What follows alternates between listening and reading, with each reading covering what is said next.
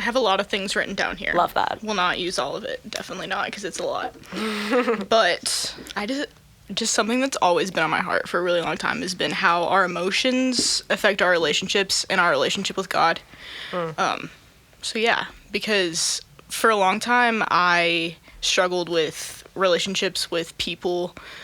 I never really had like a strong friendship for a really long time, and I always like felt connected to God in some way, but I didn't know how like we worked together necessarily.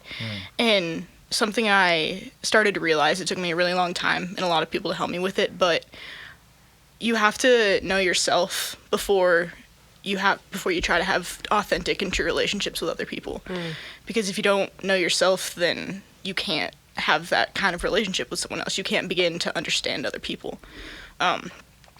So yeah, and something that I realized through all of that was this thing that really has driven me, like this almost like mantra that I've given myself, and it's like, I actually brought this sign that I found the other day at Party City of all places. It says, if it doesn't challenge you, it won't change you.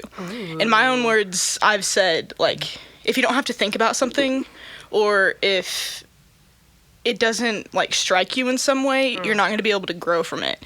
And that originally started in my relationship with God, of how a lot of times people just sit there and ask, like, how does this make you feel? Or like, what strikes you about this verse? But I realized that if I didn't have to think about why that impacted me, or about try to understand it more on a deeper level, it wasn't going to help me grow in my relationship with God.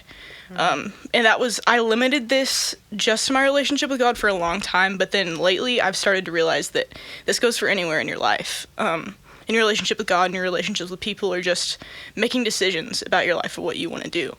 So yeah, that's like the main awesome thing that I wanted to say. I have a lot more written down, but I love I just that. kind of